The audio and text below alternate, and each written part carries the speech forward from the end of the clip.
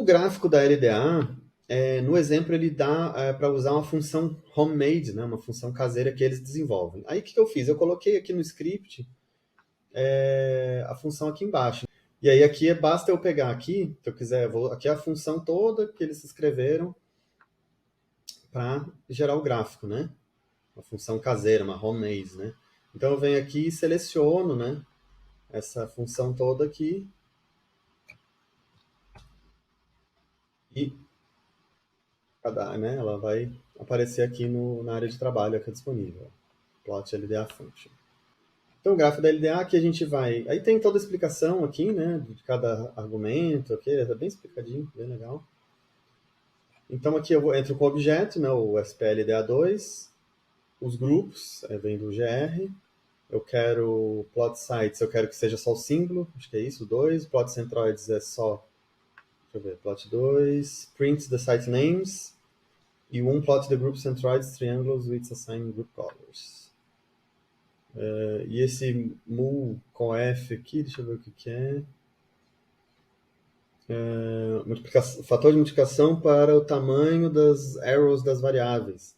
Aí ele já dá um valor lá que eu copiei, mas ele fala que algum tentativa e erro pode ser necessário aqui.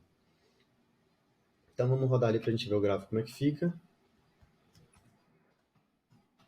Aí, ó. Aí tá um gráfico bem legal, né? Então ele mostra aqui, ó, os sites desse grupo aqui. Ele não bota uma legenda, então não sei qual que é o grupo.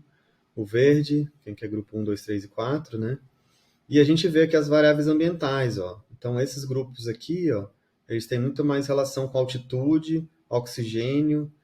Tem uma DBO não é muito alta, né? A DBO está mais relacionada a esse grupo que está mais para cá, tem DBO maior, e não tanto no eixo 1. A DBO está mais ligada ao eixo 2.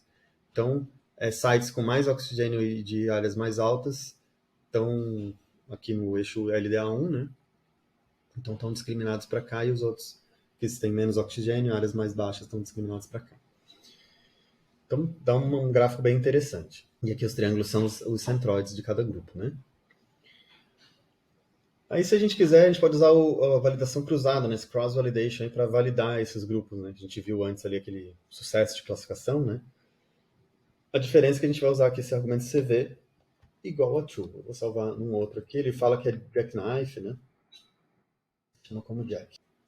Aí eu vou pegar aqui o sucesso de classificação, vou montar aquela tabela e vou ver a diagonal. Então ele dá diferente, ó. Aqui no outro era, ó, se a gente ver aqui, ó, esse aqui é o do anterior, né, o método anterior.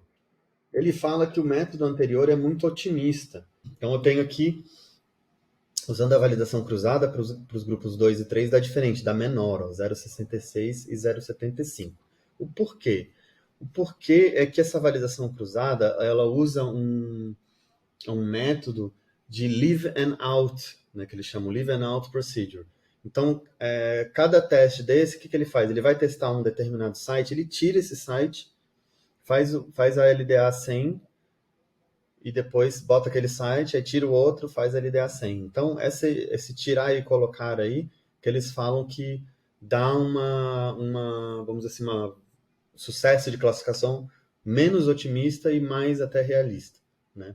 Mas não diz que esse método aqui, o primeiro é errado, é só mais um método aí para quem quiser, vamos dizer assim, se aprofundar, né, e ter uma diferença. Então eu recomendo assim a leitura dessa parte aí do livro, quem tem acesso. É interessante aí para você entender um pouco mais esse método. Eu não olhei, né, eu acabei não consegui estudar a parte teórica muito a fundo, mas tem o livro Legendre teórico e tem LDA lá, então talvez até eles expliquem melhor isso, a parte mais teórica desse Live and Out Procedure do Cross Validation aí, lá no Legendre.